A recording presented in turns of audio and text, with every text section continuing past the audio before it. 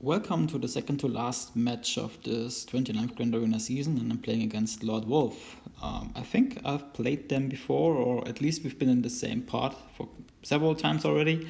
So greetings to you, shout out to you. As you can see, they already did their run and left some wiggle room for me, so it wasn't as much of an efficiency match as it was in the last round versus Dress. So I was quite relaxed when going into these fights. Not so relaxed when I was looking at the CLS, but more on that later on. First match, Maul versus Gas, which is kind of a staple for me already. And as you can see, it's a Relic 9 General Skywalker, and the Relic 9 5s is there involved as well. So usually this is a bit like of a butt clencher, but yeah, if you have decent relics on your characters or decent offense, let's say, put it like that, it isn't that much of a problem at all. Mainly offense on Maul, of course, but you also want to have some good health on him. So he's a little bit like Ray. You want high health, high offense, and some decent speed. And I'm still working to making his mods better. They're okay right now, but they can be better, of course. As you can see, I've taken out 5s, then Rex, and now the rest of the clones, and so it's a single Skywalker standing there in front of me, which is usually game over for them. But yeah, still you have to take them down. But as you can see, my Django is also a bit beefy, fully health modded. Still good offense. Was looking for offense secondaries there mainly and health primaries. So he's a beefy boy, but does some good damage. Only 70 for banners though, but it was okay for a start. The next battle was this Lord Vader comp, and even though it was the anti-Fennec comp, because Thrawn was the fastest tier, I opted for Fennec and swapped out Bam this time to be faster, and then basically get a hold of Thrawn before he can do some damage.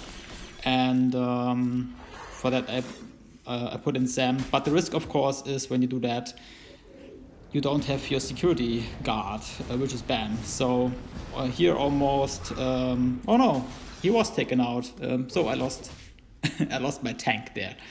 I thought he survived that, but now that not too much of an issue.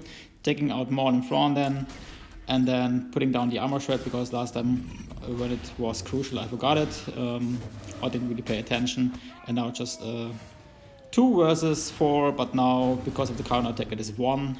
And so I was still confident that I could bring this home without Bosk, but of course Bosk is kind of crucial because he is has a taunt, and Lord Vader has no way to bypass taunt. So it was a bit of a risky fight. But here's in red, like one more basic from Fennec would have been enough to take him out. But unfortunately, he attacked her, so she was quite low, and now, yeah, she was gone, and I was like, oh my god, this is another fail. Which would have been okay because it was a dicey matchup anyway, but then I thought, oh, maybe they can take it home because Sam is still there. She gives quite an offense boost, and as you can see, it was enough to take out Lord Vader here for bad banners, but it was a one-shot, which was what I was mainly looking for. Then I really didn't have another counter or non-GL counter to this team, so I put in Starkiller. Which is also dicey. As you can see, if I would have had Barris, it would have been not so dicey, but I didn't have her, I had her on defense. And so it was kind of a weird match. At least there's shocks, so there are no counters, but still, it felt weird. I also didn't have General Grievous available because I was looking for one filler team for the defense, which I could use. And sometimes I still put Grievous down there because usually I don't need an offense, and so it's a wasted team, and he can be a menace on defense still. So I was thinking, yeah, maybe leave him in defense. But yeah, would have needed Grievous here. And so EP was taken out, so I got a little bit dicey, but I still felt confident in my team. Took out C3PO. I had no idea why I was going for C3PO so hard. I guess I was just distracted by the golden color. I don't know. Yeah, and now I'm bringing EP back while doing some damage as well. But of course there's blind. And there's one thing that is interesting. I'm not sure if this is intended or if this is bug. As you can see, Starkiller doesn't assist anymore. There's no days on Starkiller. But usually if EP attacks, he should assist. He doesn't. Is it because EP was revived? Maybe someone of you knows that and can answer the question in the comments or so. I have a little bit clueless there. But it didn't like impact the match, but like very bad banners again, but still one shot was okay. But I was kind of curious about that. Then there was a interesting team, Dark Raven team or Civ Empire team, mainly because both Malak and Civ Empire took out their Relic 9, which made an impact on the AoE, as you can see, because I could only take out the others, the so-called non-tank ads. And yeah, usually it can be very dangerous because if you are stuck too long behind set Civ Empire 2, but then you potentially cannot take up Malak. So Cam took care of this. My Cam is Relic 9, by the way. Yeah, because I said it often, I say it again, I prefer attackers mostly. Because for tanks, I have so many tanks, they would need Relic 9, and I was like, oh, which one should I pick first? And then I'm like, none of you. And so I was opting for Relic 9 Cam, and I think that was okay, because in this match I needed his damage output. And so it helped. So again, bad banners, but at least a one-shot. And here look at the back wall. I was a bit irritated at first because I was expecting like at least 2 to 3 GLs. So kind of, yeah, happy about it as well, because I could make some banners up again. But yeah. And then a fight that I haven't done in quite a while because there was an opportunity. Geos against BAM Scoundrels, and usually it's not a problem, but this time I somehow messed it up. So this is a little bit of a spoiler. I only take out BAM in this battle, and it was mainly because I didn't really get a hold of Queel.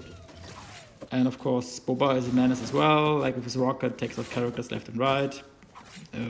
Mostly right in this instant, because he took out Senpai, who was on the right. Who would have guessed that? And so it was kind of weird, but I also made some misplays, because sometimes, for instance, here I should, sometimes I just like, when I had the chance to go for Queel, I bringing down his protection before Spy get a shot at him, so that's then the problem, because then you have a taunt, which is Selva here, he gets in the way, you have to cleanse that first, or have to dispel this first, and because Suntrack is gone, you don't have to dispel anymore, so it's a bit of a tricky one.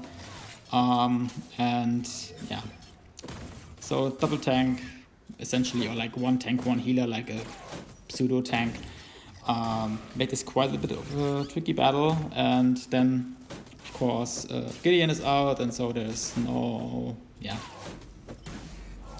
chance, so to say, because Gideon helps in many ways. Like he reduces the damage you have to endure, but he also like helps with TM removal at times, and daze is also important. But yeah, it's been a while since I did that fight. I guess if you don't do it for quite some time, you lose kind of the eye for the details that you usually pay attention to. I mean, I'm always joking that I'm just button mashing, but sometimes I know what I'm doing. Sometimes not. In this case, in theory I knew what I was doing, but in practice I didn't do it right. So do as I think, not as I do, is what I'm trying to say here. Yeah. And so stepped away from this battle, went to the next one, which is like Scoundrels. Again, pretty straightforward fight. Jedi take out Vendor first, which is usually not a problem. Then control them, take out Dash. Then you're free. So I took out. So funny. Sorry, I have to laugh when I see this. JKL is just so much fun. Even in the days of FN Datacrons, it is still so much fun. Yeah, and there was even Datacron on that team. I forgot what it was about. Yeah, again, like one shot. Yeah, so funny. So I totally, because I had to laugh, I totally forgot what I wanted to say about this battle, but it was straightforward. Here's another one which I don't know, in which I don't know what happened. So there's Magma Trooper, I usually never use Magma Trooper against Mon Mothma. I just had him on for offense by accident because I would have wanted to use him against a JML team if there was one, but there wasn't one. So, and I was wondering, as you can see, I went first. And usually they were fast enough so I wouldn't have gone first. Is there a mechanic on the Mon Mothma team, it has to be unique or something, that tries to apply a debuff on the enemy team at the start of the encounter so that triggers Magma because he resists and gets 10 meter? I couldn't figure it out yet. What is the issue there? But I've seen other screenshots where they were like resisted over several troopers. So apparently there is some mechanic that wants to add debuffs or some negative status effect on the trooper team. Yeah, so if you know that, let me know. Yeah, then there was this anti-Wampa Aiden comp, and I lost already 2 of my Sith that I was taking in there, but not much of a problem. Darth Revan and Basti are strong enough, and the MVP is Sith Assassin here. Maybe not, maybe she's not the MVP, but she's fun. Underrated Sith. Hashtag. Yeah, straightforward battle again, bad banners, but I was not caring so much about banners. I mean, I had one hiccup here, so of course I didn't want to like lose another match, but I wasn't too worried that this would go downhill. Then there was an Omicron First Order team. I could have used, no I couldn't, that's why I used it way. Bad batch. They were a little bit too fast for that, or only a little bit though.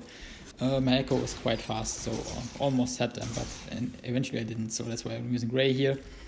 They also have a Datacron. I forgot what that one was, because I don't like Datacrons.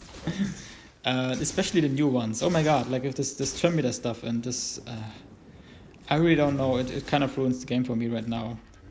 Not in the sense that you can't beat things, there's always one counter for these things, you know. Even if you have to use JMK on a raid team or so, or whatever, but you know, there is a way. But it just, to me, it's just like, it throws everything out of the water. I think I have time to talk about this now, because this match is quite straightforward. It throws everything out of the water. At some point, I don't really care about modding anymore, because, you know, Datacrons will put a wrench in that anyway. So why care about these things? By the way, going with Supreme Black Kylo and Watt versus the Inquisitors. Didn't want to take a risk, that's why Watt is here. But other than that, is also, again, a straightforward battle. Just charge your ult, go into ult, kill them. That's my advice that I would give to you in this matchup. Use the right tech, don't use weapon tech on Supreme Black Kylo. That doesn't mean more turns, it just means quicker death for yourself, that is. So, yeah. Back to Datacrons. I prepped myself in modding, to be honest. I have quite some good mods, and I actively farm mods. I know what I'm looking for when I'm looking for mods, and I know what I don't looking for. And when you look into my roster, at least my top characters, or like my best teams, are decently modded, right? And now just like there comes Datacron and throws it all out of the water, and I'm like, do I really want to engage with this? And I'm still torn. I know that some content creators say I have to engage with this because I want to make content on this, and I'm like, yeah, you don't really have to. If you don't feel like it, just don't make content on it. If you force yourself to engage with this, then you're also passively forcing the community to engage with this, because they sometimes just follow you the advice, or they feel like, oh, he does it, so I have to do it. Yeah, and then you see accounts, also like my next opponent, who I have to fight. He also has like 6 level 9 Datacrons and already like 1 level 9 of the new ones that just recently came out. And how do you even do that? Yeah, you know, without spending tons of money. Yeah. So if you spend money, good for you. If you want to do it on Datacrons, good for you. But I don't think it's good for the game. Just rip these things off of Galactic Legend, and then it might be a different story, because then off meta is eventually shining again. Then it's maybe Galactic Legends are nothing than like just another team, right? So, but if you have Datacrons on Galactic Legend, it's just awful. It just is. It takes the fun out of the things. But I also guess also like in my guild, there's some people who really love it because they just get holes because they have the stupid Datacrons, right? So I guess it comes down to what you're used to. So I guess I'm just whining here because the game I knew is dead and it's a new game and I have to adjust to it, and I'm just too lazy, and I also change isn't always good. And with Datacrons, I think it's too much change in one thing that happened to the game. If it's like, okay, we have Datacron, one set of Datacrons for 3 months, then I can really, okay, the first few weeks are just like crazy. But then after you get the hang of it and you know which ones are good, it's okay, you can adjust to this, you can learn this. And then if the cycles every 3 months, I'm fine with this, potentially. Yeah, you know, but every month, like something new, and you have to grind for it, and some people just do it because they can. And why not? If you do that, if you want to do that, do it. I don't know. But then you're there, and it's just like have been able to, you know, win matches just because you were better in terms of using the resources that you have. And suddenly this is not possible anymore because each counter you have, or like you have 10 counters for a team, but they all don't work because there's a Datacron involved that you just can't beat. Then this is frustrating. Yeah, but I guess it's just the way it is, the new way of GAC and territory wars as well, which is frustrating in a sense. God, I'm totally just throwing everything out of the water. Just, by the way, Treya is playing against this cleanup here, Scoundrels, and I'm having thrown to get some banners back. But I guess it's not so much. It's not so interesting. Just sharing my thoughts on the other ones. I've been in the same situation before, like back when Negotiator came out and I didn't have it. I usually lost my GAC matches because I didn't have Negotiator, or like didn't also have Malevolence back in the days, and so I always won on the ground but lost in ships. And so I guess it's now the same. When you're losing, it's just like because you don't have the newest toy, and then that's okay. But at the same time, it just means you're not competitive in that sense anymore. And then you have to make the decision: do you want to be, or do you want to stay? And I'm still not sure. I will see. I will give it another few months, or like 3-4, and then I will decide. And potentially don't use anymore. Anyway, Rebels against Redus. So not the Redus guy, but the ship, and it's already won. So yay to that. Then Negotiator, speaking of the devil, against Malevolence. Again, pretty straightforward. I know I'm playing this wrong. I know that every one of you is like potentially like, what is this guy even doing there? Why isn't he pushing that button now? And so, but yeah, it's just the way I play this, and so far so good. I only have to clear ships to win, so and that's why I'm playing a little bit like a monkey. But still, of course, try to not lose those ship battles. But I guess now that I've totally derailed this video, but we're talking about Datacrons, I potentially should make a separate video about this.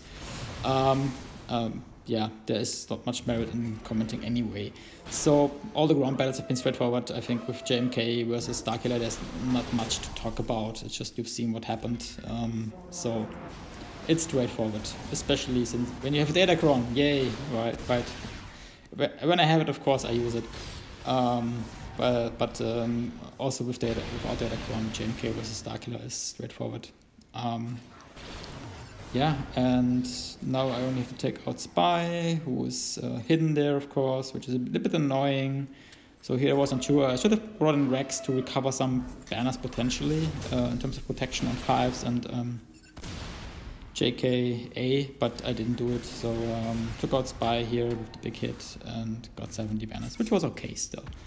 Then we have Executor, the classic lineup, but with 3 reinforcements, which was telling me that there might be the Sith Bomber involved here. So it was a bit of a, yeah, RNG will tell what comes out, right? The start is, as always, you put 100 on Hound's Tooth, you do your thing on Razor Crest, they do their thing, going out on TIE Echelon, ability block on Hound's Tooth, then you take out Xanadu Blood, Usually you have to take 2 shots, so you give TM again with the shuttle and then you take him out.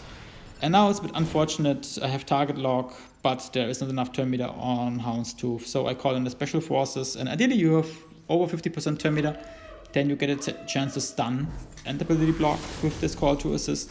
But here I didn't get anything, so it was like, oh my god, this is a little bit dicey now. Then we have an ability block landed, bad RNG as well on shuttle, so I cannot remove the taunt, which means I get counter attacks, which means they get their contract, or like the second one to get earlier, and I still need to take out Slave 1, usually not a big thing. Then they heal up, and it's like, oh my god, I think this is a loss. Still trying to, you know, do my best. Here I think I stun Houndstooth. Then the bomb, which is annoying. Buffing the silencer. Getting a big hit, but not big enough. Calling Ebon Hawk for the buff immunity, hoping to get another big shot off on Houndstooth, which now is got rid of the buff immunity. Then the bomber comes in, which is always bad because there's days involved, but at least got Houndstooth out here, and now I was in a not a happy place, but I was okay, I can clean this up. This is doable, so to say. Yeah, I think I'm doing a call to assist. No, I didn't. Oh, I tried and there was days, and so I couldn't get the assist because I was trying to get out Slave 1 as well. But I know there's IG 2000 left, and this would be now the starting lineup for them, so that's okay. I can take in a decent, or like a trash fleet and clean this up. Not just kidding. I take the best cleanup fleet in the game, I guess, which is Executor. And yeah, taking my regular lineup. No big changes. Sorry, that was just too funny. At least to me. Maybe I'm crazy. Let me know. Yeah, and it's just main target here was taking out the bomber because I didn't want to deal with days, to be honest. Here I can get a 2-shot plus call to assist on Razor Crest, so I do that. Then IG 2000 comes in, but it's too late. Yeah, just focusing RC down before they get their like blue thingy up. Then I call, what do? I don't remember. Do the basic, yeah, which is enough to take out Razor Crest, and then I take out IG 2000, and then this fight or this battle is over and the match is over, and I won. And so looking to the final round, looking forward to it. It will be an efficiency match, I guess, so I'm not looking forward to it. Thanks for watching. See you then. Bye.